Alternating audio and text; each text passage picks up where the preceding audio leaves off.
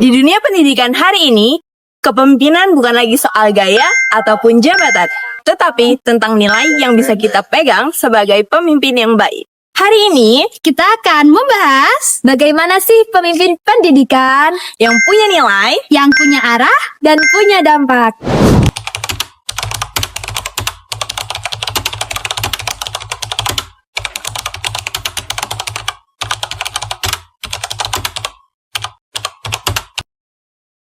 Gue banyak banget baca buku tentang leadership dan gue bisa konklusin that leadership is everything. When I say everything, I mean everything. Jadi di leadership tuh ada prinsip, it's never anyone else's fault, even if it is. Kalau misalnya kita punya perusahaan, rumah tangga, atau organisasi apapun, kalau OB-nya salah, nyolong gitu misalnya, itu salah lu sebagai leader.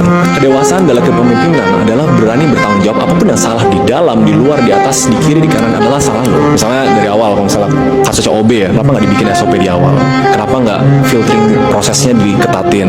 Kenapa nggak ada due diligence, apakah dia punya criminal record atau enggak? Dan semua itu bisa di-prevent sama leader. The same thing with culture setting. Culture itu tuh harus nempel sama konsistensi. Kalau leadernya sendiri nggak bisa ngeset foundation yang benar, nggak bisa nunjukin konsistensi yang tepat, percayalah sampai bawah pasti ke reflect. Udah pasti itu. Jadi leader harus set an example dan itu cara set culture. Jadi kayak kita tahu dulu apa yang kita mau capai, apakah ini cara yang tepat dan konsisten melakukan itu.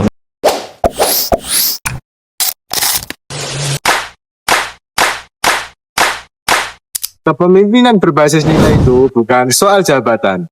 Lebih ke siapa kita, bukan posisi kita. Pemimpin yang bernilai itu tidak hanya bisa ngomong doang, tetapi juga yang bisa memberikan bukti nyata. Kerjasama yang baik dalam sebuah tim tidak lahir begitu saja. Ada sosok pemimpin di baliknya yang memberi arah, contoh, dan energi.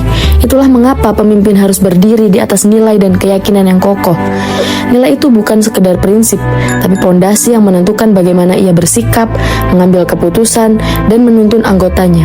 Saat pemimpin memegang nilai yang jelas, seluruh tim merasakan dampak positifnya.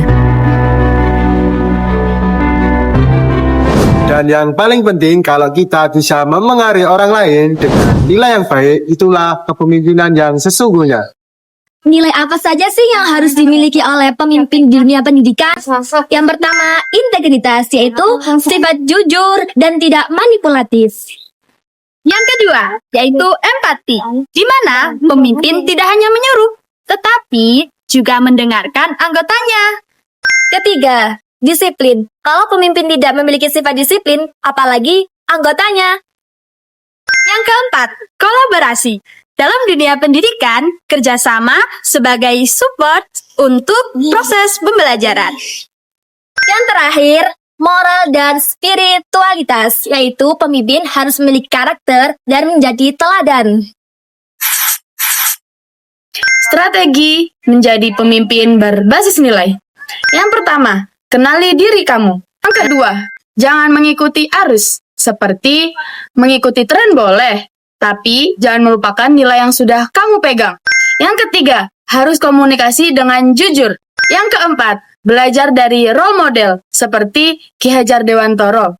Ikuti prinsipnya, bukan gaya hidupnya. Yang kelima, jangan lupa evaluasi diri. Dari awal kan kita sudah membahas, kepemimpinan yang baik itu adalah yang memiliki nilai yang kuat, bukan hanya sekedar gaya maupun jabatan saja. Justru karena manusia bersifat kompleks, pemimpin harus mempunyai pijakan yang stabil.